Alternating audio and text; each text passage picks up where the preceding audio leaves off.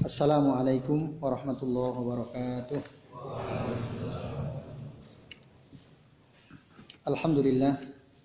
Alhamdulillahilladzi hadana li hadza wa ma kunna linahtadiya laula an hadanallah.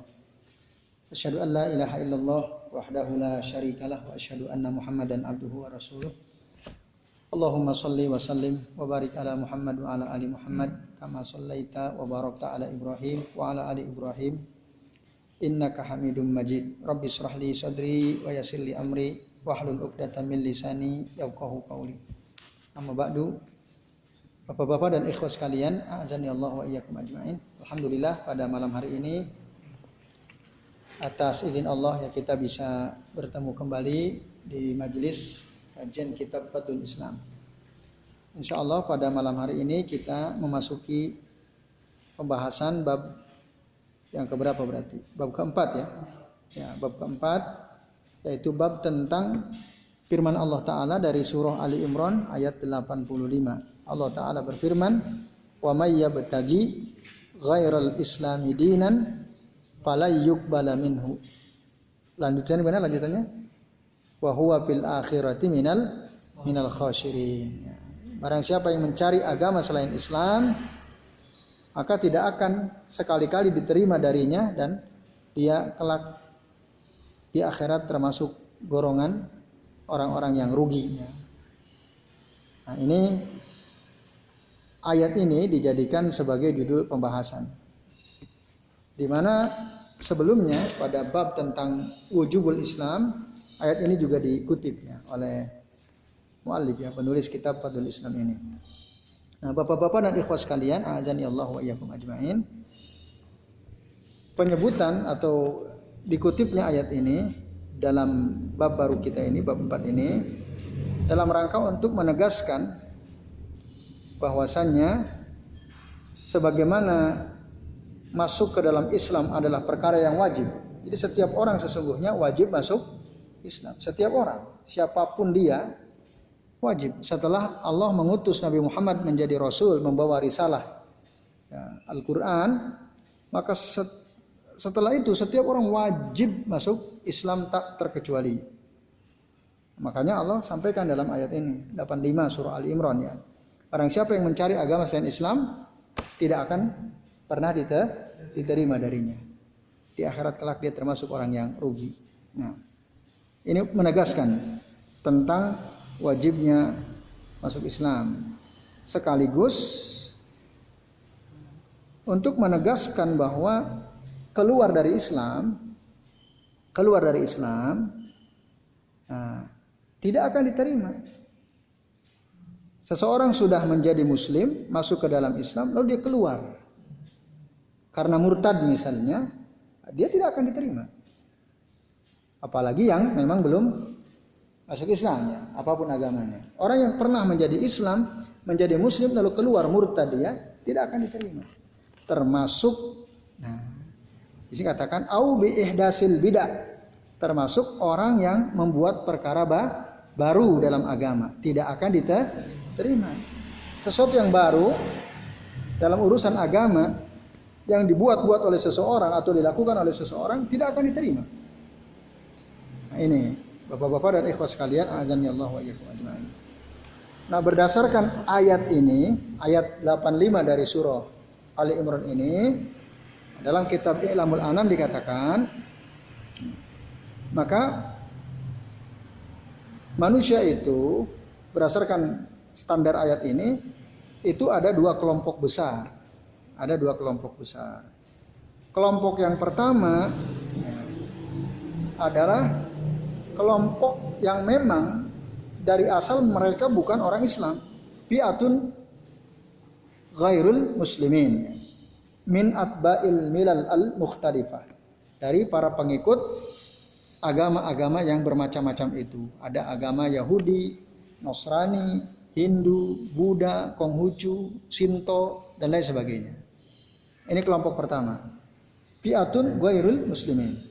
Nah, maka kelompok ini sama sekali tidak akan diterima dari mereka amalan-amalan mereka setelah Allah mengutus Nabi Muhammad sallallahu alaihi wasallam. Karena tidak ada agama selain Islam yang diterima oleh Allah. Bahkan meskipun ada misalnya sekarang ini orang yang betul-betul mengikuti ajaran Taurat yang murni misalnya atau mengikuti ajaran Nabi Isa, mengikuti Injil yang murni misalnya, masih ada sekarang misalnya murni betul-betul belum ada perubahan, walaupun kan sudah banyak dirubah oleh mereka. Seandainya ada yang betul-betul murni mengikuti ajaran Nabi Musa, Nabi Isa alaihi wassalam, maka itu pun tidak akan diterima. Tidak akan diterima. Karena setelah Allah mengutus Nabi Muhammad menjadi Rasul, semua ajaran agama sebelumnya dimansuh, dihapus, dan wajib mengikuti apa yang dibawa oleh Rasulullah Muhammad SAW. Itu kelompok pertama itu, ikhwas sekalian. Nah, kelompok yang kedua adalah fi'atul muslimina min hadhil ummah. Kelompok kaum muslimin itu sendiri dari umat ini, maksudnya dari umat Nabi Muhammad SAW, yang lam ya'khudul Islam kama ja'a fil kitabi was sunnah. Alladzina lam ya'khudhu al-Islam kama ja'a fil kitabi was sunnah. Nah, ini yaitu mereka yang tidak mengambil Islam sebagaimana dibawa oleh Al-Qur'an dan Sunnah. Jadi mereka berislam tapi tidak mengikuti Quran dan Sunnah. Mengaku dirinya anak muslim, saya muslim, ini KTP saya Islam. Tapi kesehariannya, amalannya, dia banyak mengambil amalan yang tidak ada dalam Al-Quran dan Sunnah. Maka ini termasuk tidak akan diterima. Fala yuqbala minhu. Tidak akan, sama sekali tidak akan diterima. Nah ini, maka penting sekali Bapak-bapak dan ikhwas sekalian, kalau kita betul sebagai seorang muslim dan kita ingin amalan kita ini diterima oleh Allah, tidak ada caranya kecuali mengikuti Al-Quran dan Sunnah. Itu. Nah, sementara orang-orang yang ahdasu al-muhdasat wa batada'u ad-dolalat wal mubtadi'at yazunnuna annahum ala haqqin. Sementara orang-orang yang membuat perkara baru dalam agama, berbuat bid'ah yang sesat, dan semua bid'ah itu sesat. Kullu bid'atin dhalalah wa kullu dhalalatin finnar. Mereka mengira bahwa mereka berada di atas kebenaran. Yazunnuna annahum ala al-haqqi. Ala khairin wa ala shawabin. Mereka mengira mereka itu benar. Mereka berjalan di atas jalan yang baik. Nah, tapi di sini katakan paha ulai la yuqbalu minhum ma ja'u bihi. Mereka tidak akan diterima. Amal mereka tidak akan diterima. Kenapa? Karena mereka mengambil dasar amalannya dari selain Al-Quran dan Sunnah. Itu masalah. Ini yang perlu ya kita betul-betul perhatikan, ikhwas sekalian. Jangan sampai kita ini mengamalkan suatu amalan yang tidak ada dasarnya. Nah itu clear ya. Maka bertanyalah pada diri sendiri, saya ngamalin ini ada enggak dalilnya? Saya ngamalin amalan ini dalilnya ada enggak? Cari, nggak ada tinggalin. Nggak bisa nyari sendiri, tanya, Ustaz ini gimana? Ini gimana misalnya? Pada orang yang kira-kira menurut antum dia paham. Nah, kalau nggak ada, meskipun 1000 orang bahkan jutaan orang melakukannya, tinggalin. Meskipun dari jutaan orang itu ada banyak profesor doktornya, lulusan pesantren di pesantren tahunan gitu, bertahun-tahun, selama apa yang mereka kerjakan itu tidak diambil dari Quran dan Sunnah dalam urusan agama ini, dalam urusan agama, maka jangan diikuti, tapi tinggalkan. Nah ini Bapak-bapak dan ikhwas sekalian, azani Allah wa iyyakum ajmain. Jadi ayat ini menjelaskan tentang dua kelompok manusia tadi secara umumnya. Yang tidak diterima dari mereka amal mereka, satu tadi kelompok yang memang mereka bukan orang Islam, tapi mereka mengikuti ajaran yang mungkin dibuat-buat oleh mereka sendiri atau mengikuti ajaran Nabi terdahulu. Itu yang pertama, selama mereka tidak mau mengikuti Rasul tidak akan diterima. Atau yang kedua, mereka sudah menjadi seorang muslim, tapi sayangnya amalannya tidak diambil dari Al-Quran dan Sunnah. Maka orang-orang yang seperti itu juga tidak akan diterima amalnya, meskipun mereka menyangka bahwa mereka ada di atas kebaikan, mereka ada di atas kebenaran. Ini Ikhwas sekalian, azan ya Allah wa iyyakum ajmain. Nah, kemudian dalam kitab ini, ya, dalam kitab lain, dalam kitab Syarah Fadlul Islam karya siapa ini? Syekh Saleh bin Abdullah bin Hamad Al-Utsaimin rahimahullah. Beliau mengatakan demikian. Ayat ini, ayat 85 dari surah Ali Imran ini menunjukkan tentang agama-agama batil selain agama Islam. Dan agama yang batil selain Islam itu ada dua, kata beliau. Yang pertama al-adyan al-mustamila ala ma yukhalifu da'watal anbiya'i jami'an min tauhidillah. Yang pertama, agama yang batil yang dimaksud adalah agama yang semua ajarannya menyelisihi dakwah para nabi, yaitu untuk mentauhidkan Allah Subhanahu wa taala. Jadi ada agama isinya, amalannya itu menyelisihi dakwah para nabi. Mereka tidak menyerukan tentang pentingnya mengesahkan Allah, tauhid tadi. Maka semua agama, kalau kita sebut misalnya ya seperti agama Shinto, Konghucu, Buddha, Hindu, siapa yang dituhankan oleh mereka? Ya tokoh-tokohnya kan? Ada Siddhartha Gautama mungkin ya. Itu siapa lagi itu? Nah, itu masuk dalam kategori menyelisihi dakwah para nabi. Maka agama seperti ini semua tertolak. Ya, tertolak. Yang kedua, agama-agama yang dibawa oleh para nabi, sebelumnya dibawa oleh para nabi, seperti agama Nasrani dibawa oleh Nabi Isa. Terus agama apa lagi? Agama Yahudi dibawa oleh Nabi Musa. Dan agama-agama lain yang dibawa oleh para nabi sebelum Nabi Muhammad SAW. Nah ini pun batil ya, tidak diterima. Sejak kapan? Sejak Allah mengutus Nabi Muhammad menjadi Rasul. Sejak itu maka seluruh agama yang diajarkan oleh nabi-nabi sebelumnya terhapus tadi. Dan maka semuanya wajib mengikuti Nabi Muhammad SAW. Nah itu menurut penjelasan Syekh Al-Utsaimin ya, cakupan dari ayat ini. Nah, bapak-bapak dan ikhwan sekalian, a'azanillahu wa iyyakum ajmain. Nah, kemudian dalil yang kedua, itu tadi dalil yang pertama ya. Yang kedua adalah hadis Nabi Sallallahu Alaihi Wasallam dari Abu Hurairah radhiyallahu anhu. Qala dia mengatakan, Abu Hurairah mengatakan, qala Rasulullah Sallallahu Alaihi Wasallam. Rasulullah SAW bersabda, taji'ul a'malu yaumal qiyamati. Pada hari kiamat, amal-amal itu akan datang. Semua amal itu akan datang. Amal itu banyak apa sedikit? Banyak ya. Amalan-amalan maksudnya. Ya bisa sholat, bisa sedekah, bisa zakat, bisa haji, bisa umroh, bisa apa lagi? Puasa. Dan semua amalan. Kelak nanti pada hari kiamat mereka akan datang. Datangnya seperti apa?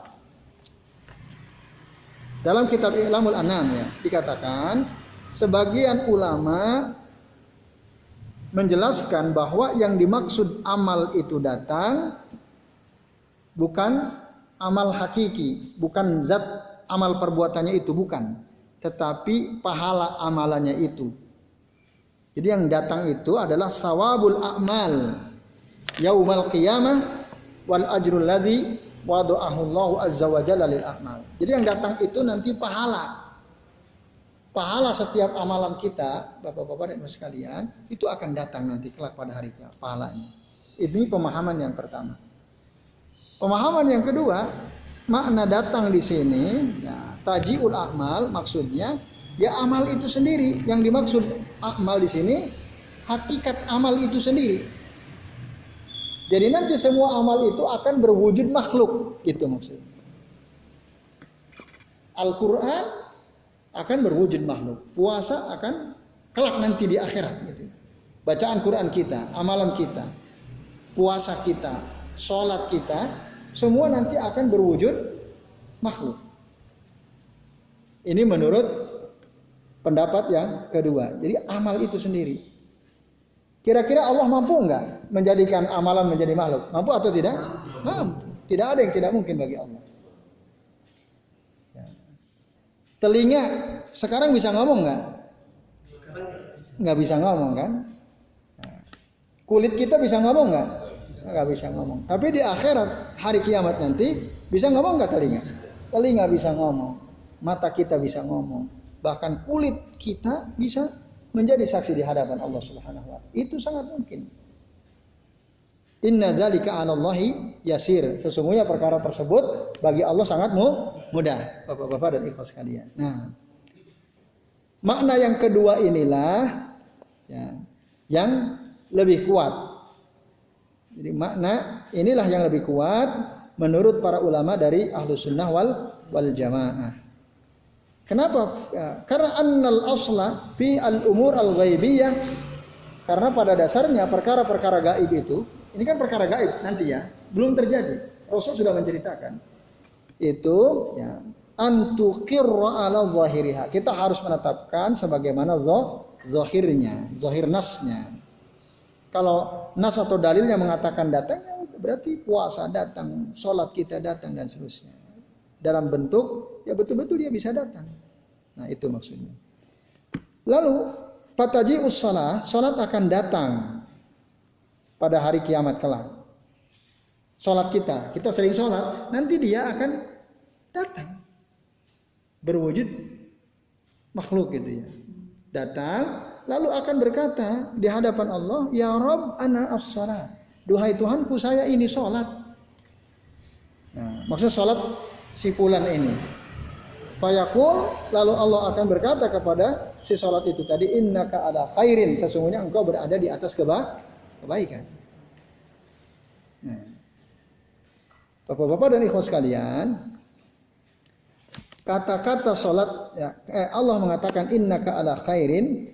Ini menunjukkan tentang husnul adab ya, baiknya etika gitu ya. Terhadap siapa? Ma'aman rama syai'an walam yastahiquhu. Kepada orang yang menginginkan sesuatu tapi dia sebenarnya tidak memiliki ya, sesuatu yang diinginkan itu, maka adabnya misalnya ada ya, seseorang datang kepada kita misalnya, lalu dia menginginkan sesuatu padahal dia tidak punya hak, maka kita katakan yang baik-baik kepada itu adabnya ya kita. Jadi jangan menjelek-jelekan dia, katakan yang baik-baik, tapi tidak boleh pula memberikan kepadanya lebih banyak dari yang seharusnya. Maka ketika sholat datang menghadap Allah, dia mengatakan ana as-shalah. Qala, maka Allah berkata, ya Rabb ana as-shalah, fayaqul innaka ala khairin. Begitu juga ketika sedekah datang, fataji'u as-sadaqatu fataqulu ya Rabb ana as-sadaqah, fayaqulu ya innaka ala khairin. Sedekah datang menghadap Allah, dia bilang ya Rabb saya ini sedekah. Kamu kata Allah ada di atas kebaikan. Puasa juga seperti itu. Innaka ala khairin. Dan amal-amal lain juga seperti itu. Semua lalu kemudian Allah katakan innaka ala khairin. Semua kalian itu ada dalam kebaikan. Karena semua amal baik, amal saleh yang datang menghadap Allah Subhanahu wa taala. Lalu kemudian fayaji'ul Islam summa yaji'ul Islam. Kemudian Islam juga datang menghadap Allah Azza wa Jalla, Islam. Lalu dia berkata fayaqul ya Rabb antas salam wa anal Islam. Wahai Tuhanku, engkau adalah as-salam. Berarti salam itu salah satu nama Allah Azza wa Jalla. Jadi di antara nama-nama Allah itu ada salah satu di antaranya as-salam. Maka setelah salat itu ada zikir. Gimana zikirnya? Allahumma antas salam wa minkas salam tabarakta rabbana ya dzal jalali wal ikram. Apa yang dimaksud Allahumma antas salam? Ya Rabb antas salam wa anal Islam. Maksudnya antas salam itu engkau ya Allah adalah sumber keselamatan. Semua keselamatan yang ada itu sumbernya dari Allah Azza wa Jalla. Kita selamat itu karena Allah. Semua makhluk selamat juga karena Allah Azza wa Jalla. Itu yang maksud antas salam. Lalu si Islam ini bilang wa anal Islam, saya Islam. Lalu apa kata Allah? Fayakulullahu azza wa jalla, Allah berkata kepada si Islam ini, innaka ala khairin. Jawabannya juga sama. Sesungguhnya engkau di atas kebaikan. Nah, ini ikhwas sekalian, azani Allah wa iyyakum ajmain. Jadi semua amalan kita termasuk Islam akan datang pada hari kiamat menghadap Allah. Lalu mereka menyebutkan ya ana as-shalah, ana as-shadaqah, ana as-shaum, bahkan anal Islam, antas salam wa anal Islam. Nah, ini menunjukkan bahwa setiap amal soleh yang kita lakukan menginginkan supaya kita sebagai pelakunya itu selamat.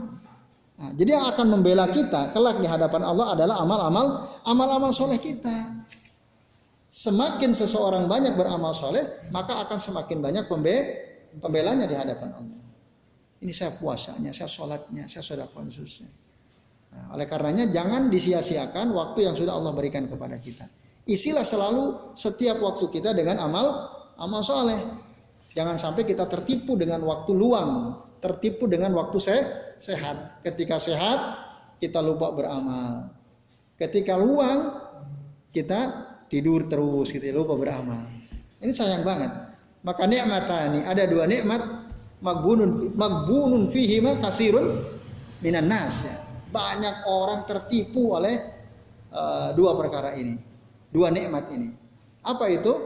As-sihhatu wal faragh, kesehatan dan waktu luang.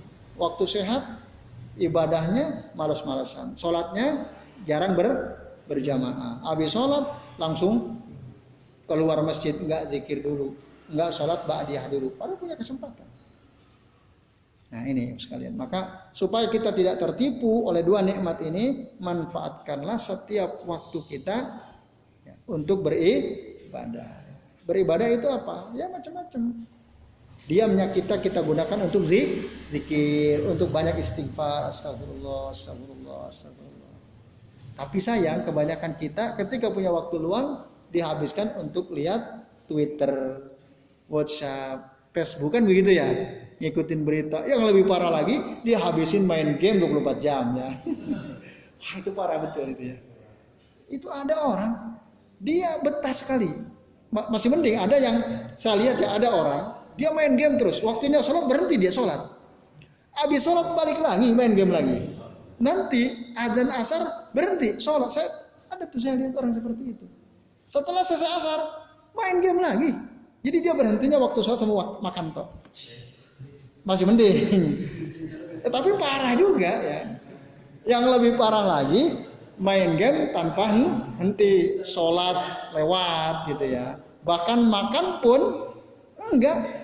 Kecuali mungkin udah lapar banget gitu. Itu pun makan sambil main game. Nah itu, Masya Allah. Saya nasihati Fulan, saya bilang. Hidupmu kalau begini terus main game, kapan kamu memanfaatkan waktumu? Tidak akan membawa kesuksesan. Saya nasihati begitu. Waktu yang engkau gunakan untuk main game itu. Dia bilang apa? Bisa juga kok. Banyak orang dapat uang kaya gara-gara game katanya. Mobile Legend tuh main dapat hadiah katanya. Nah ente dapat enggak? Enggak, masalahnya enggak dapat gitu. Nah kan sayang sekali. Ya. Nah itu ya, itu sayang ada orang seperti itu ya, Masya Allah. Masih untung ada teman yang nasehatin. Mungkin sekarang belum mempan, mungkin mudah-mudahan suatu saat dia akan mikir gitu ya. Tapi ya saya kasihan lihatnya, jadi main game terus ya, kehidupannya habis untuk main game. Nah nanti pada hari kiamat siapa yang membela dia? Mobile Legend apa membela dia? Game apa? Enggak bisa. Yang hanya bisa membela kita di akhirat, di hadapan Allah pada hari kiamat adalah amal kita, zikirnya kita, baca Qur'annya kita, puasanya kita, salatnya kita dan seterusnya, sedekahnya kita termasuk. Nah oleh karena itu teman sekalian, bapak-bapak dan habis sekalian, mari kita berusaha untuk mengisi. Ya tentu saja ini nasihat juga untuk diri saya sendiri ya, untuk mengisi setiap waktu kita dengan perkara yang bermanfaat, amal soleh. Nah, lalu kemudian bapak-bapak dan ikhwas sekalian, ketika Islam tadi datang ya, anta assalam wa anal Islam. Lalu Allah bilang apa? Anta ala khairin, gitu ya. Sama kan? Anta ala khairin. Tapi ada tambahan khusus untuk Islam ini.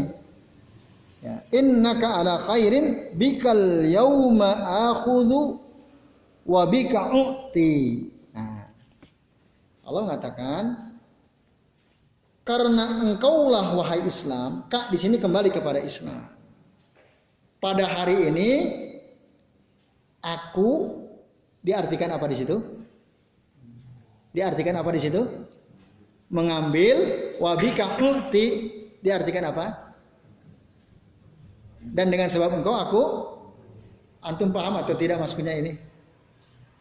Nah, maksud kata-kata wabika al-yauma akhudhu wabika u'ti artinya teman sekalian, di dalam kitab I'lamul Anam dikatakan disebabkan karena engkau wahai Islam, maka pada hari ini maksudnya hari apa? Enggak, yang dimaksud dalam hadis ini ya, wabikal yauma akhudhu, disebabkan karena engkau maka pada hari ini, maksudnya hari apa hari ini? Hari kiamat. Jadi ini dialog ini terjadi pada hari kiamat. Ya. Wabika al yauma akhudhu, disebabkan karena engkau wahai Islam, ya, aku akhudhu itu maksudnya mengazab. Maksudnya mengazab. Maka dalam surah Al-Baqarah tuh ayat terakhir, Rabbana la tu'akhidna in nasina au akhtana. Ya Tuhan kami, janganlah engkau azab kami disebabkan karena kami lupa dan kami enggak tahu, ya kami keliru. Itu. Jadi akhudhu yang dimaksud di sini bukan mengambil dalam arti, memang betul dalam bahasa Arab mengambil itu akhadha ya'khudhu, betul.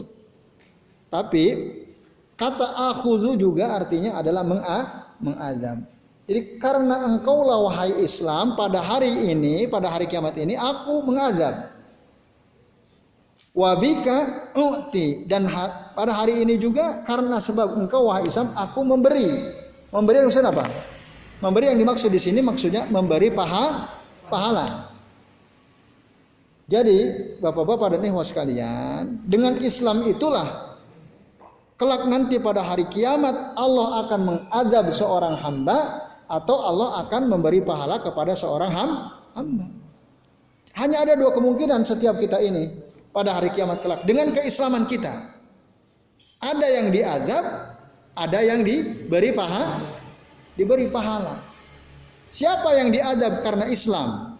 Mereka yang tidak mau ikut Islam, mereka yang tidak mau masuk Islam. Karena mereka nggak mau masuk Islam, diazab oleh Allah Azza wa Jalla. Atau yang kedua tadi, dia masuk Islam, tapi amalannya tidak diambil dari Al-Quran dan Sunnah, yang itu adalah sumber ajaran Islam. Dia mengamalkan suatu amalan dari siapa? Kata-kata nenek moyangnya, kata-kata tokohnya, ya, itu ngambilnya bukan dari Al-Quran dan Sunnah. Banyak nggak amalan yang tidak diambil dari Al-Quran dan Sunnah? Banyak atau tidak? Banyak sekali. Ya, banyak sekali ikhwas sekalian. Jadi orang beramal bukan karena ada dasar dari Al-Quran dan Sunnah, tetapi karena kata tokohnya, itu ya. Contohnya apa? Misalnya amalan-amalan yang tidak diajarkan, tidak ada dasar dari Al-Quran dan Sunnah. Misalnya ada orang zikir hanya menyebut salah satu dari nama atau sifat Allah. Misal apa? Dia zikir, kalau kamu ingin selamat dari corona, maka bacalah zikir ya latif, ya latif, ya latif 1000 kali habis sholat subuh misalnya. Itu ada. Ya latif, ya latif. Orang sungguh-sungguh ngamalin itu. Kenapa? Karena dari kiai saya dapat ijazah untuk ngamalin ini. Apa ijazah itu? Ijazah itu dibolehkan untuk mengamalkan ini. Dari kata ajaja yujizu, ya, ijazatun. Kalau dalam bahasa sekolahan sih ijazah itu tanda lulus gitu ya. Kalau dalam amalan itu maksudnya kata ijazah itu ada seorang guru memberikan ijazah kepada santrinya. Artinya apa? Kamu boleh ngamalin ini, kamu boleh mengajarkan ini. Itu ijazah. Berarti ajaza yujizu, dibolehkan. Nah, pembolehan suatu amalan tanpa dalil syara dari seseorang nggak ada dasarnya dari Quran Sunnah. Ini tertolak. Tapi ada itu orang ya, ngamalin amalan tadi. Zikir hanya dengan menyebut salah satu nama atau sifat Allah itu nggak pernah diajarin. Nabi tidak pernah ngajarin.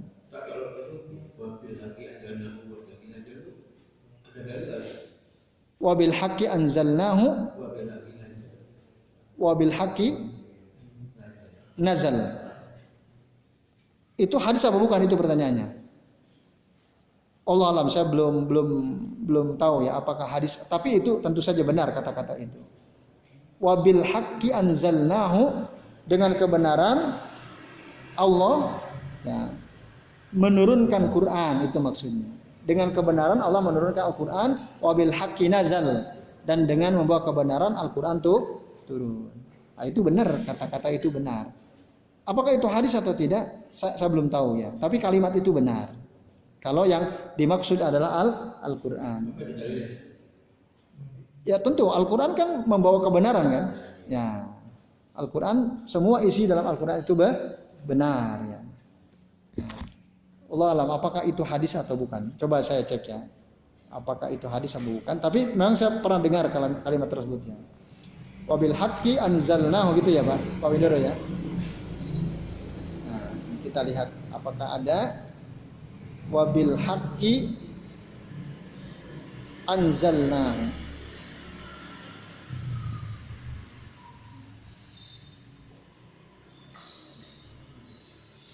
Iya, ada ini. Ada. Ini ada, Pak. Jadi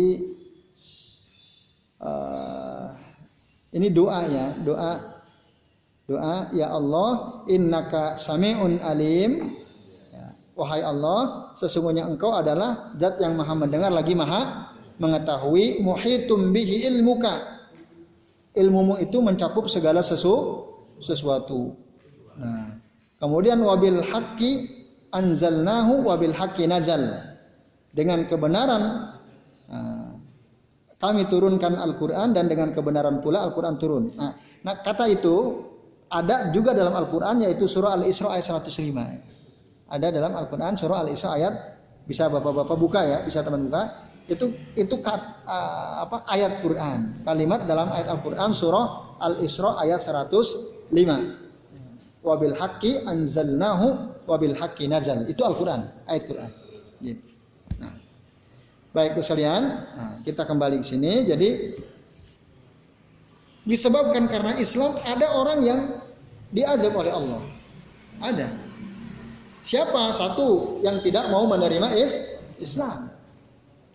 Atau yang kedua, dia menerima Islam, hanya saja amal-amalnya itu tidak diambil dari sumber-sumber Islam. Tadi saya kasih contoh ya. Jadi ada orang mengamalkan suatu amalan tanpa ada dasar, tanpa ada perintahnya dari Nabi SAW. Dan itu banyak, yang kayak gitu itu banyak. Kalau kita tanya orang-orang banyak.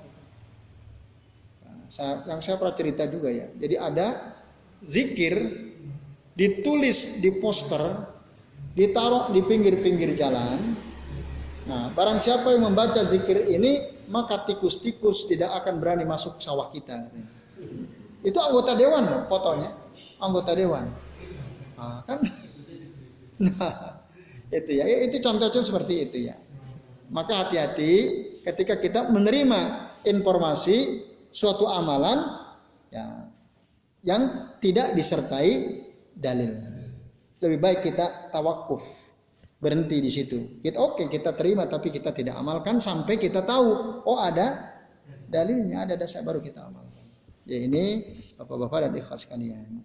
Nah, yang kedua, wabika u'ti, dan disebabkan karena engkau Islam, aku memberi apa? Pahala. Siapa yang oleh Allah diberi pahala karena Islam? Ya, orang yang betul-betul masuk Islam, orang yang betul-betul berislam, mengikuti ajaran Islam, semua amalnya selalu ya, berdasarkan dalil yang benar, baik dari Al-Quran maupun dari Sunnah Rasul Sallallahu Alaihi Wasallam. Nah, ini bapak-bapak dan ikhwas sekalian.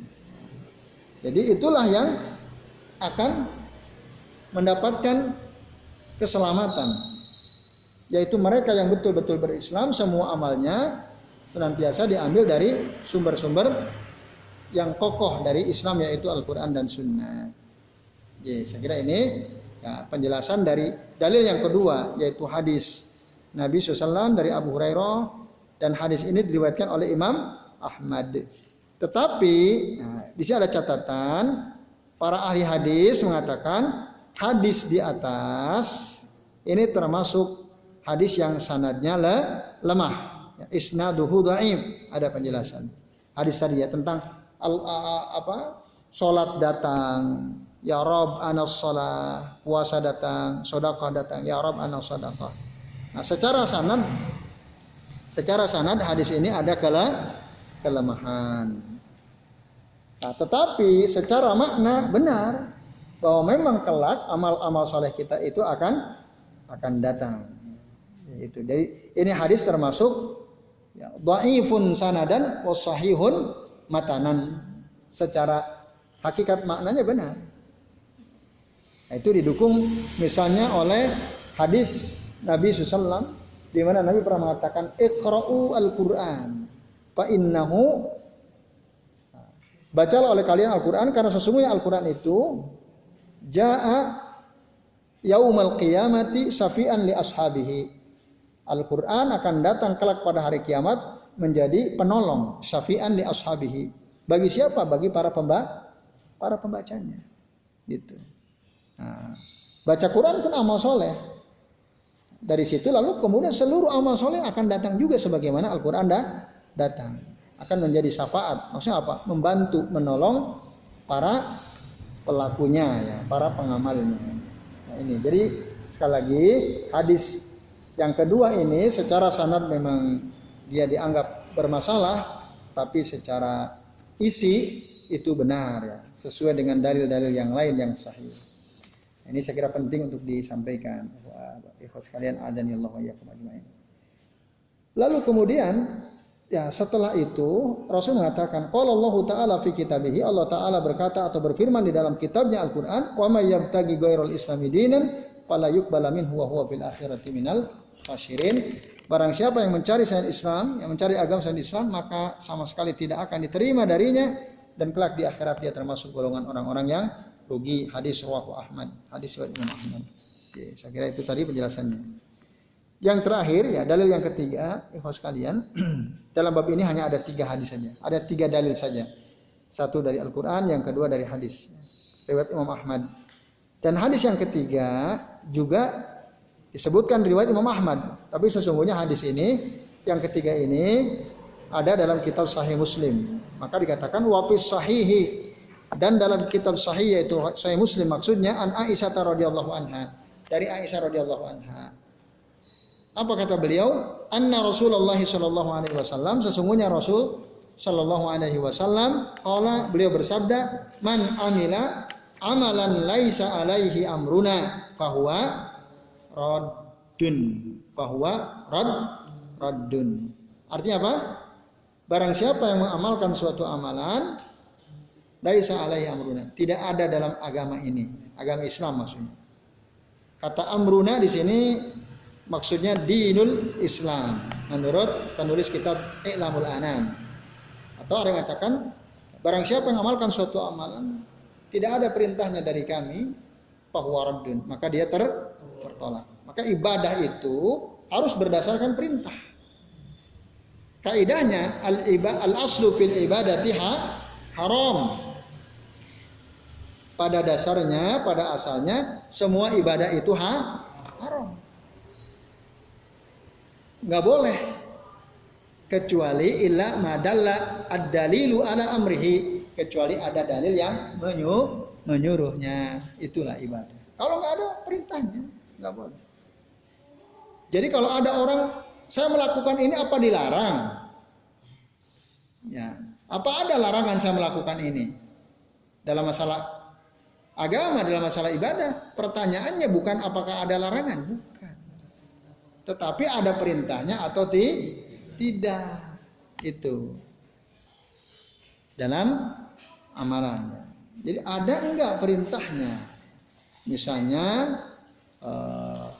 ngadain acara perayaan Maulid Nabi itu ya. Banyak kan orang melakukan. Nah, ketika kita sampaikan ngapain ngadain acara Maulid Nabi? Wong Nabi saja nggak pernah memperingati hari kelahirannya. Wong sahabat aja nggak pernah memperingati hari kelahiran Nabi. Lah kok antum malah ngadain? Kata dia apa? Enggak apa-apa. Emang ada larangannya? Coba antum datangkan. Ada enggak dalil yang melarang kita ngadain perayaan Maulid Nabi? Ada enggak? Enggak ada. Berarti kalau enggak ada berarti boleh. Ya kan gitu.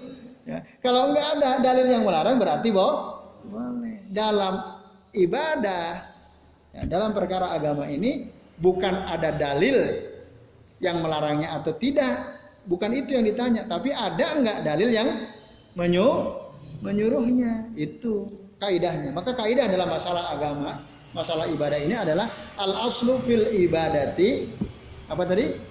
Haramun illa madalla ad-dalilu ala amrihi. Pada dasarnya ibadah itu haram kecuali ada dalil yang menyuruhnya. Itu kaidah ini disusun, dirumuskan oleh para ulama berdasarkan hadis Aisyah ini. Man amila amalan laisa alaihi amruna fahuwa raddun. Ini dasarnya. Nah, dari hadis inilah kemudian dirumuskan oleh para ulama kaidah tadi. Al-aslu fil ibadati haramun illa ma dalla dalilu ala amrihi. Sebaliknya, kalau dalam masalah selain ibadah, masalah apa? Muamalah, ya. Masalah-masalah lain lah selain masalah ibadah, itu hukum asalnya boleh. Al-aslu fil asya'i, hukum asal dalam segala sesuatu selain ibadah itu al-ibahah atau mubah. Boleh. Illa ma dalla dalilu ala tahrimihi, kecuali ada dalil yang mengharamkannya. Itu dalam masalah selain ibadah. Boleh, ngapain aja boleh. Antum makan misalnya, mau makan siput, monggo. Makan pecel lele, ya silahkan. Mau makan apa? Burjo, ya silahkan. Terserah antum sukanya mana. Boleh apa saja. Kecuali kalau ada dalil yang melarangnya. Ya, itu nggak boleh. Makan daging manusia kayak Sumanto misalnya, ya, itu nggak boleh. Karena daging manusia haram misalnya, itu nggak boleh, dilarang. Atau makan daging ular kobra misalnya. Makan daging anjing, daging babi dan seterusnya, itu haram. Daging babi jelas, innama hurrimat alaikumul maitatu wadamu walahmul khinzir wa ma uhilla bihi li ghairillah. Sesungguhnya diharamkan atas kalian makan bangkai, darah, daging babi atau hewan yang disembelih tidak atas nama Allah. Itu nggak boleh, karena ada larangan. Selama tidak ada larangan, silahkan. Makan kecoa boleh atau tidak? Ayo, kecoa boleh atau tidak? Makan kecoa. Nah, ada nggak dalil yang melarang makan kecoa? Nah, kalau antum anggap menjijikan, berarti ada yang menjijikan ya. Dalam Al-Quran bahwa Rasul itu mengharamkan al-khobais. Nah, itu ya. Rasul itu datang ya, menghalalkan yang baik-baik dan mengharamkan yang jelek-jelek, yang menjijikan. Kalau itu menjijikan berarti ya jangan dimakan. Maka jadi haram berdasarkan Al-Quran tadi wal khobais. Antum ada di dalam Al-Quran dalil umumnya ya sekalian. Misalnya bisa dibuka nah ini dalam ya surah Al-A'raf ayat 157. Jadi Rasul itu ya'muruhum bil ma'ruf wa yanhahum 'anil munkari wa yuhillu lahumut thayyibat wa yuharrimu 'alaihimul khaba'is. Itu Rasul itu. Jadi menyuruh kepada yang ma'ruf, melarang dari yang mungkar, menghalalkan bagi mereka yang baik-baik dan mengharamkan bagi mereka yang buruk, yang jelek-jelek, yang menjijikkan. Itu. Tapi para ulama mengatakan, ini menjijikannya menurut versi siapa? Kan gitu. Subjektivitas apa ada dasar, dalil misalnya. Yang menjijikan itu maksudnya apa? Yang buruk-buruk. Nah, ada yang mengatakan yang buruk-buruk menurut urf, menurut kebiasaan masyarakat, yang buruk-buruk menurut akal kita. Nah, itu ada yang mengatakan seperti itu. Tapi ada yang mengatakan yang buruk-buruk itu sebagaimana dijelaskan di dalam dalil bahwa itu adalah perkara makanan yang buruk. Itu. Selama tidak ada penjelasan dalilnya, maka tidak dibilang buruk. Walaupun boleh saja seseorang karena merasa tidak enak, dia nggak mau, silakan. Asal dia jangan bilang haram. Itu. Rasul pernah disuguhi daging kadal gurun, kadal gurun ya. Disuguhi, Rasul nggak mau. Tapi para sahabat seperti Khalid bin Walid mau. Nah, ketika ditanya kenapa ya apa nggak boleh? Enggak, silakan. Tapi saya tidak biasa makan daging kadal gurun, itu nggak biasa. Nggak biasa makan lahmadzom, lahdzom itu kadal gurun itunya. Nah, itu Rasul nggak mau. Tapi Rasul nggak mengharamkan. Ya silakan yang lain yang mau. Itu silakan. Nah ini ibu sekalian. Jadi al-khaba'is di sini yang dijelaskan oleh dalil. Contoh lain apa misalnya? Segala kaidahnya. Ada kitab judulnya itu Al-Hayawanat Allati Yajuzu Akluha Wala Yajuzu Akluha. Ini kitab tipis tapi bagus ya. Hewan-hewan yang boleh dimakan dan tidak boleh dimakan. Disebutkan kaidah-kaidahnya. Setiap hewan yang dilarang oleh Nabi untuk dibunuh, maka dia haram. Apa misalnya hewan yang dilarang untuk dibunuh? Dilarang untuk dibunuh semut, ya, burung hudhud, apalagi an-namlatu wan nahlatu wal hudhud kata Rasul. Ya, ada hewan yang tidak boleh dibunuh. An-namlah itu semut, yang kedua an-nahlah. Nahlah itu tawon. Apa? Nahlah itu lebah. Tawon sama lebah sama nggak ya? Sama ya. Ya, yang bikin madu itu loh. Nah, dan yang ketiga al-hudhud, burung hudhud, itu nggak boleh dibunuh. Maka setiap hewan yang dilarang dibunuh, dia haram dimakan. Karena kalau antum makan, ya mati dia. Iya kan? Ya berarti artinya dia nggak boleh dimakan. Ada nggak orang suka semut? Hati-hati tuh makan semut ya. Kecuali kalau nggak sengaja. Nah di teh ada semut kemakan, itu nggak sengaja, nggak masalah. Tapi kalau sengaja antum kumpulin semut, ya, semut terang-terang, semut merah, antum goreng jadi peye. Nah ini ada nggak? Ada. Itu nggak boleh. Nah, lebah ada nggak yang suka makan lebah? Nggak ada ya. Kecuali telurnya barangkali ya. Telur lebah ada ya. Kalau telur termasuk lebah apa bukan telur? Berarti bukan ya. Karena nahlah itu ya lebahnya itu. Kalau telurnya berarti kan ada orang suka makan telur lebah ya, yang masih putih-putih itu. Nah, terus sama hudhud, kalau burung hudhud mungkin kita agak susah. Ya. Seandainya ada maka nggak boleh dimakan. Itu. Nah, nggak boleh dibunuh. Terus berarti kita bunuh semut nggak boleh? Ya nggak boleh. Kecuali kalau semut itu mendatangkan kemadharatan, boleh dibunuh. Jadi semut nyerang rumah kita, ya banyak sekali ya koloninya. Wah, jadi bahaya itu boleh dibunuhi. Kalau tidak membahayakan maka jangan dibunuh. Ada semut jalan di meja, nah itu nggak boleh, itu kasihan.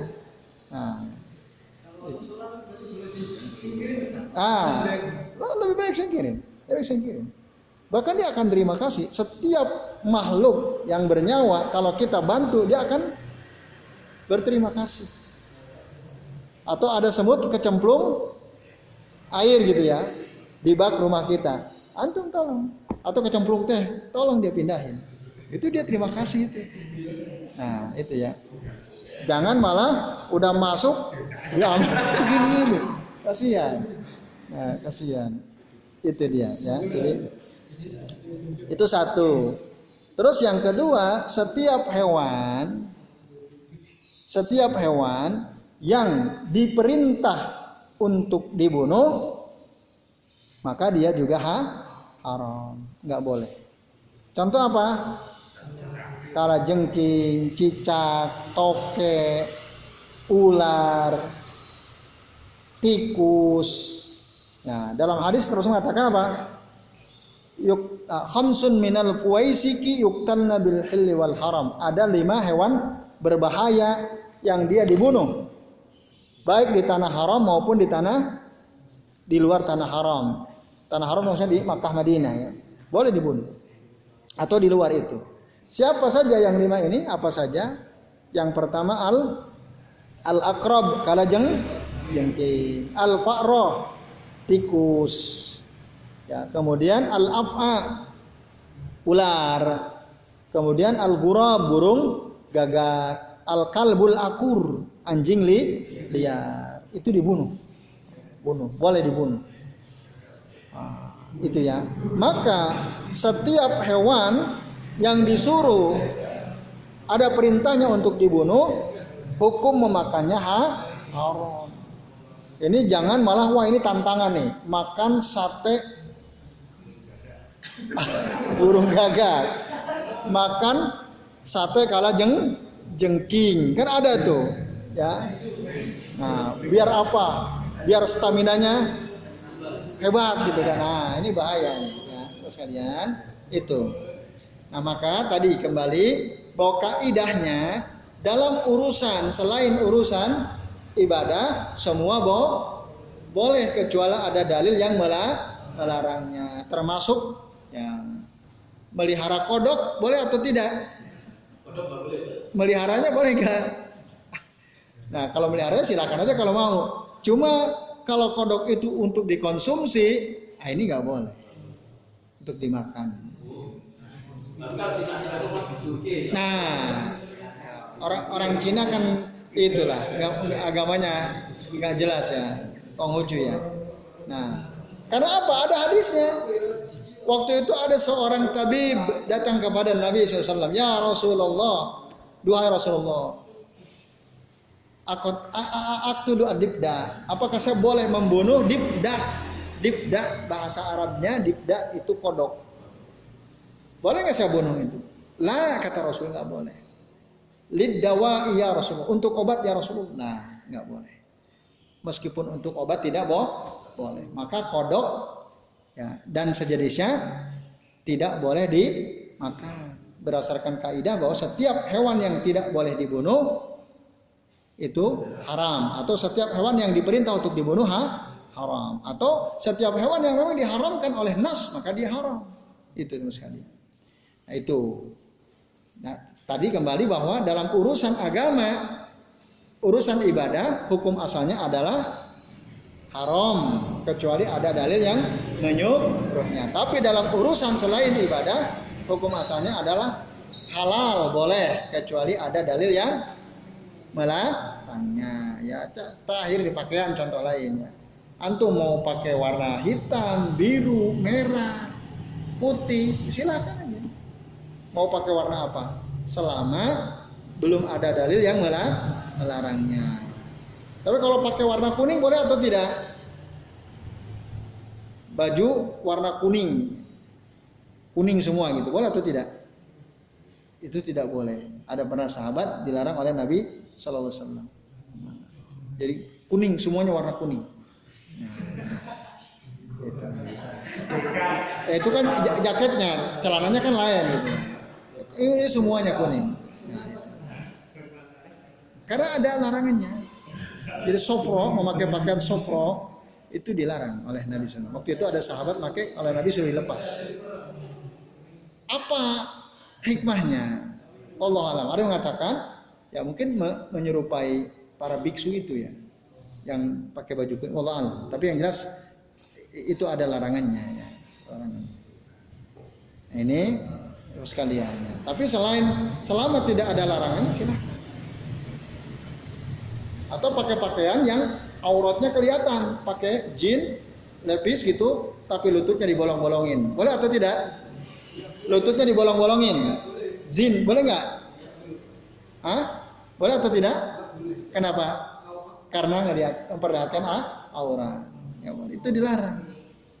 Kalau pakai jinnya sendiri, maksudnya jin pakaian bukan? Ya boleh silahkan. Asal jangan menunjukkan auratnya. Nah itu misalnya. Nah ini saya kasih contoh bahwa dalam masalah selain ibadah itu boleh. Semua hukum asalnya boleh sampai ada dalil yang melarangnya. Ini teman-teman sekalian. Nah tetapi dalam masalah ibadah antum tanya ada nggak perintahnya? Nggak ada. Udah nggak usah diamalin. Jangan nanya ada nggak larangannya. Kalau nggak dilarang berarti boleh. Enggak. Dalam ibadah yang ditanya bukan ada larangannya atau tidak, tapi ada perintahnya atau tidak. Nah, saya kira ini ikhwas sekalian, ya azan ya Allah wa iyyakum ajmain. Nah, oleh karena itu, seseorang yang dia mengaku dirinya sebagai muslim harus memperhatikan masalah ini. Ya, kalau kita ingin amal-amal kita diterima oleh Allah Azza wa Jalla, maka beramalah dengan amalan yang ada dasarnya dari Al-Quran maupun dari sunnah. Gitu. Beramalah dengan amalan yang diamalkan oleh Rasul dan para sahabat. Jangan malah beramal tanpa ada dasar tadi. Mengikuti amalan yang bukan amalan kaum beriman gitu ya. Itu bahaya nanti. Dalam Al-Quran surah An-Nisa ayat 115 Allah Ta'ala berfirman, wa may yushakikir rasula min ba'di ma tabayyana lahul huda. Barang siapa yang menentang Rasul setelah datang kepadanya petunjuk yang jelas. Barang siapa yang menentang Rasul setelah datang kepadanya petunjuk yang jelas, wa yattabi ghaira sabilil mu'minin. Lalu dia mengikuti jalan yang bukan jalan orang-orang beriman. Nuwallihi ma tawalla, maka kami akan biarkan dia dalam kesesatannya karena dia mengikuti jalan bukan orang beriman. Wa nuslihi jahannam, dan kami akan masukkan dia ke dalam neraka jahannam. Wa sa'at masira, dan neraka jahannam adalah seburuk-buruk tempat kembali. Nah itu bahaya. Jadi kalau udah dikasih tahu oleh Rasul yang benar ini, yang enggak benar ini, ya udah ikuti jalan tersebut. Itulah jalan orang beriman.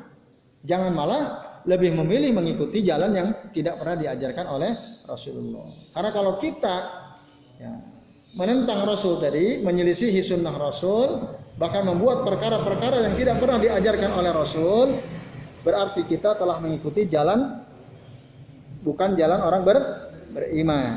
Berarti kita telah menentang Rasulullah SAW. Ancamannya dia akan dibiarkan oleh Allah dalam kesesatannya, dan dia akan Allah masukkan ke dalam neraka jahannam. Wa nuslihi jahannam wa sa'at masira. Jadi saya kira ini Bapak-bapak dan ikhwas sekalian, azan ya Allah wa iyyakum ajmain. Jadi hanya ada 3 dalil dari bab yang keempat ini. Selebihnya ini lewat 6 menit. Sebelum diakhiri, barangkali ada di antara ikhwas sekalian yang mau bertanya, kami persilahkan. Tidak ada? Jelas ya, silakan Mas Abdul. Ya.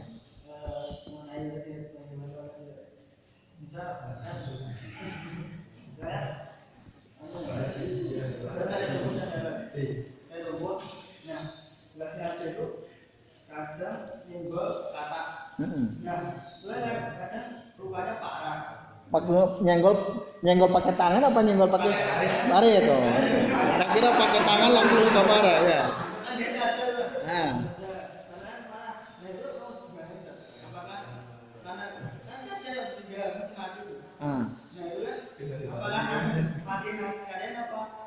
Dibiarin dalam keadaan luka parah. Ya. Baik, ini susah pertanyaan ini ya. Mas Abdul ini. Ya, tadi kan kita bahas bahwa kodok atau katak itu termasuk hewan yang tidak boleh dibunuh. Tapi masalahnya saya tidak berniat membunuh. Cuma waktu cari rumput ngarit pakai arit. Nah, kodoknya itu tertebas arit karena dia berada di bawah rumput. Lukanya parah. Gimana? Nah, melukai itu tidak berdosa karena tidak sengaja. Gitu. Nah, lalu gimana tindakan yang baik? Apakah saya biarkan dia dalam keadaan luka parah atau sekalian aja dibunuh supaya tidak tersiksa gitu ya. Baik sekalian. Gimana itu? Kalau dibunuh berarti menyelisihi larangan. Kan nggak boleh dibunuh. Tapi kalau nggak dibunuh, kasihan. Nah, ada kaidahnya. Jadi idza ta'aradat mafsadatani faru'iya a'dhamuhuma dhararan birtikabi akhaffihima dhararan. Itu kaidahnya.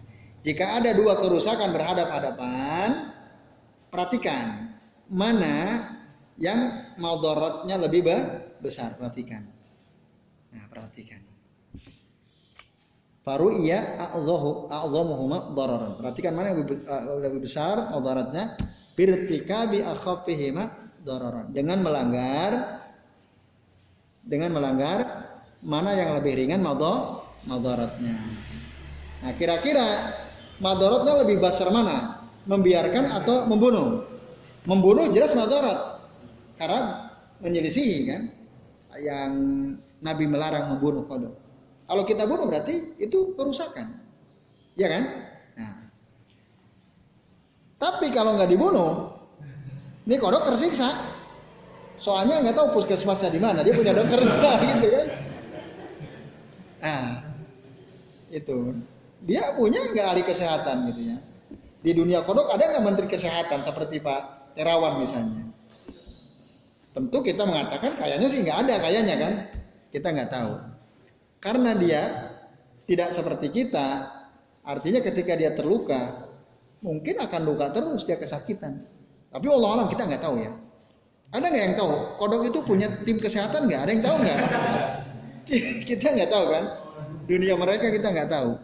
Nah, tapi jika menurut akal kita, nah di sini akal bisa kita gunakan. Jika menurut akal kita, kayaknya nih kodok lama-lama ya mati juga. Soalnya matanya sobek sampai punggungnya itu kena arit. Walaupun masih bisa jalan, lama-lama dia mati juga. Kayaknya sih mereka nggak punya tim kesehatan gitu.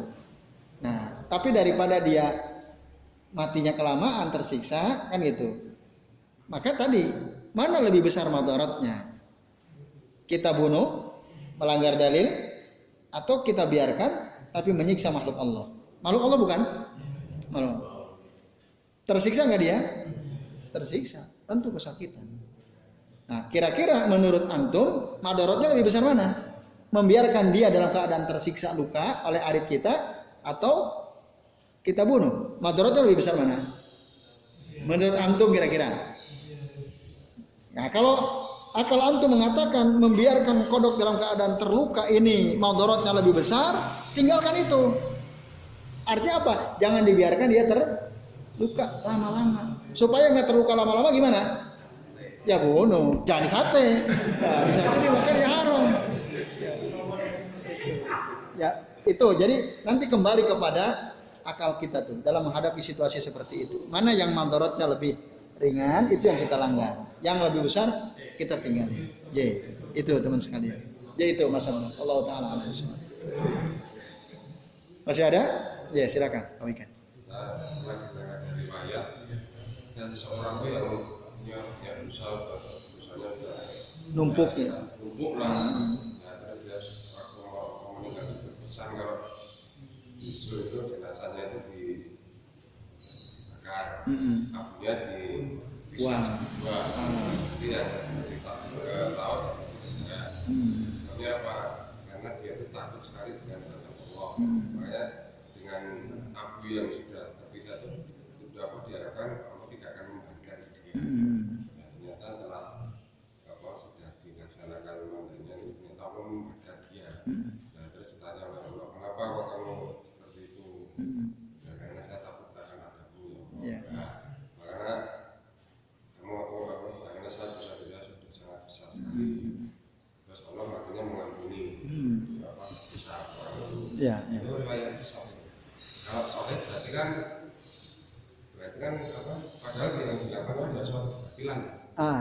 karena dia itu membakar jenazahnya. Padahal dalam Islam nggak begitu gitu. Ya. Nah, terus dia itu karena takut, bisa diartikan dia itu ikhlas karena Allah, karena dia takut betul-betul sama Allah ya. Makanya Allah mengampuni. Nah, itu kan kalau itu soal berarti tentangan dengan kaidah yang suatu amalan diterima.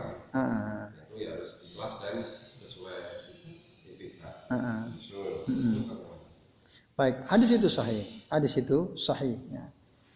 Itu ada dalam kitab Kutubus Sittah ya, hadis sahih ya.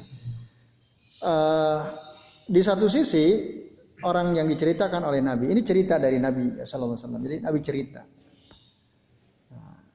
Ada yang mengatakan itu adalah terjadi di zaman Bani Israel orang tersebut gitu. Walaupun memang tidak boleh juga membakar jenazahnya karena dalam ajaran para nabi sejak Nabi Muhammad, Nabi Adam sampai sekarang ya dikubur. Qabil Habil, ya kan? Waktu siapa yang membunuh? Qabil ya, membunuh Habil. Kan dalam Al-Qur'an diceritakan, dia ngelihat apa burung apa tuh? Burung gagak ya. Nah, ketika ada yang mati dia gali, lalu dikubur. Itu syariat sampai sekarang dipertahankan. Jadi orang mati itu ya harus dikubur dalam Islam. Harus dikubur. Tidak boleh dibuang, dimakan burung. Adakah di Tibet ya, bukan Tebet ya, di Tibet. Tebet Jakarta ya. Di Tibet itu dibuang, dimakan burung-burung pemakan bangkai, itu nggak boleh. Dicemplungin ke laut, itu juga nggak boleh. Ya, harus dikubur. Nah itu pas kalian. Nah si bapak ini berwasiat kepada anak istrinya, kelak jika nanti dia mati, tolong jenazahku dibakar, abunya dibuang ke laut. Bahkan tadi kalau yang saya baca sih dilempar ke laut, ke ombak, ke lautan, ke ombak yang besar. Itu yang saya baca dalam hadisnya ya. Supaya apa? Karena kalau dilempar ke ombak besar di lautan, kira-kira gimana tuh debunya? Tercerai berai kemana-mana. Supaya nggak bisa dibangkitin lagi katanya. Dikiranya Allah kayak kita. Jadi orang itu dikiranya Allah kalau sudah dicerai berai begitu nggak bisa dibangkitin lagi. Ya Allah maha kuasa. Jadi hadis ini sekali nanti Allah bangkitkan lagi, dia hidup. Ditanya kamu kenapa melakukan itu? Jawabannya tadi, ini akhafullah azza wa jalla. Karena saya sangat takut kepada Engkau wahai Allah azza wa jalla. Takut. Nah, jadi hadis ini menjelaskan tentang banyak hal sebenarnya. Yang pertama, fadilatu al-khauf billahi azza wa jalla. Keutamaan takut kepada Allah. Orang yang takut sama Allah, itu Allah akan ampuni dosanya. Maka ada khauf, ada roja gitu ya. Penting punya rasa takut kepada Allah. Dengan rasa takut pada Allah itu, maka dia akan tercegah dari berbuat maksiat. Ketika antum akan berbuat maksiat, langsung ingat ya Allah, kalau saya berbuat begini akan diazab seperti itu. Nggak jadi dia. Nah, itu akan jadi pengampunnya. Orang yang takut, maka takut kepada Allah itu adalah keutamaan. Itu satu pelajaran penting dari hadis itu. Pelajaran penting yang kedua, karena dia tadi takut, meskipun dia melakukan kesalahan, ya, diampuni tadi oleh Allah. Padahal dia salah jelas. Ya, berwasiat kepada keluarganya yang tidak sesuai dengan ketentuan Allah dan Rasulnya. Itu nggak sesuai. Tapi karena dia nggak tahu, nah itu kan, karena dia nggak tahu kalau perbuatan tersebut dilarang, maka dimaafkan. Jadi setiap kita melakukan suatu perbuatan yang dilarang, tapi kita nggak tahu, itu dimaafkan, ma'fu anhu. Oh kalau gitu udah deh, saya mendingan nggak tahu aja semuanya. Nah ini nggak benar juga. Ya kita harus tahu, harus mencari tahu, harus menuntut ilmu seperti ini. Karena dengan ilmu itulah akan menuntun kita. Sehingga kita jadi tahu mana yang boleh, mana yang tidak boleh. Jangan dikira kalau tidak tahu semua, enak nanti kan gak diajab katanya. Orang yang gak tahu itu ma'fu anhu. Tapi ente akan dimintai pertanggungjawaban dulu ente hidup di dunia nuntut ilmu atau tidak. Bukankah mencari ilmu itu hukumnya wajib? Thalabul ilmi fardhatun ala kulli muslim. Menuntut ilmu hukumnya fardu atas setiap muslim. Nah, kok ente kenapa nggak nuntut ilmu malah main game terus? Nah kan, wah biar saya nggak tahu aku pengen jadi jahil kan, aneh. Nah dihukum akhirnya udah sikat kan gitu, barangkali ya dalam bahasa kita. Nah itu. Nah jadi dia tidak tahu memang, maka dimaafkan. Tapi kalau sudah tahu tidak boleh. Nah itu pelajaran kedua. Pelajaran ketiga, kita yang sudah tahu kalau dikasih wasiat oleh orang tua kita atau oleh sahabat kita, dia berwasiat sebelum matinya, nanti tolong begini-begini. Jika wasiat dia itu bertentangan dengan syariat Islam, meskipun itu orang tua kita tidak boleh mewujudkannya kalau itu bertentangan. Karena kata Nabi apa? La ta'ata li makhluqin fi maksiatil khaliqi. Kama qala Nabi sallallahu alaihi wasallam. Tidak ada ketaatan kepada makhluk dalam bermaksiat kepada Allah Sang Pencipta. Itu. Tapi kalau wasiatnya benar, harus dilakukan. Wajib hukumnya menjalankan wasiat ya orang yang meninggal kalau memang wasiatnya itu benar. Misalnya dia berwasiat, nah tolong tanah Bapak kan masih banyak itu. Di yang sebelah sana diwakafkan untuk masjid misalnya. Itu wajib. Oh jangan pas Bapak meninggal, wah ini buat saya sekalian kan nggak tahu, nah ini bahaya. Itu yang dosa ya kita, yang dosa kita. Itu. Jadi itu pelajaran yang ketiga ya. Jadi kalau kita yang sudah tahu lalu mendapatkan wasiat dan wasiat itu bertentangan dengan syariat agama, maka kita tidak boleh melakukannya. Tapi memang anak istrinya nggak tahu juga kalau itu dilarang, maka tetap dilakukan. Ya. Pelajaran terakhir dari hadis itu, Bapak-bapak dan ibu sekalian, bagaimanapun diperlakukan jenazah kita, Allah tetap bisa membangkitkan. Meskipun wah daripada nanti takut dimintai pertanggungjawaban, udah pas saya mati kasih aja ke harimau, biar saya yang makan harimau, kan habis nanti yang ini harimaunya bukan saya kan gitu. Dikira kalau jenazah kita habis dimakan harimau, lalu Allah tidak bisa bangkitkan kita, ya bisa. Ya boro-boro makan harimau. Ya tadi dibakar, dilempar ke lautan, dipisah-pisah semua debunya, ya nanti akan dibangkitkan lagi. Nah, maka ada yang disebut dengan alam kubur, ada yang disebut dengan alam barzah. Alam barzah. Mereka yang ilmunya terbatas, orang-orang jahil mengatakan, kalau kamu takut disiksa di kubur, ya enggak usah dikubur jenazahmu kan gitu. Orang-orang jahil bilang begitu, jangan dikubur. Ente nanti kalau dikubur, di kuburan ditanya malaikat mungkar nakir. Kalau ente banyak berbuat dosa, disiksa ente di alam kubur. Makanya kalau ente ingin bebas dari siksa kubur, enggak usah dikubur. Lalu ngapain? Dibakar. Kan gitu. Atau dikasih hewan sekalian. Nah ini orang jahil yang ngomong begitu. Nah, nama lain alam kubur itu namanya alam barzah. Alam barzah itu apa? Alam pembatas. Barzah itu artinya pembatas antara alam dunia dengan alam akhirat. Setiap orang yang mati pasti mungkin di kuburan ada yang mengalami, ada yang tidak. Tadi yang dibakar kan nggak mengalami di kubur, tapi dia akan mengalami hidup di alam barzah. Gitu. Kalau dia banyak berbuat dosa, ya tetap akan disiksa, walaupun udah dipisah-pisah tadi debunya. Karena dia pasti, setiap kita yang hidup ini, makhluk Allah, manusia ini akan pasti merasakan kehidupan di alam barzakh. Jadi itu pelajaran dari hadis yang antum tanyakan tadi. Wallahu ta'ala. Baik. Oh, masih ada. Silakan Bapak.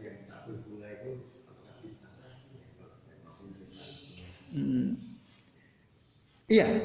Tabur bunga itu enggak ada dasarnya dari Nabi SAW. Nabi tidak pernah mengajarkan. Ya. Ada kitab yang menjelaskan soal itu. Ya. Ahkamu al-makbarah wa bid'ahnya. Hukum-hukum kuburan dan bid'ahnya. Nah, di antara yang dibahas tabur bunga. Walaupun memang ada yang membelanya. Bukankah dulu Rasul pernah ketika melewati kuburan, Rasul mematahkan ranting pohon kurma.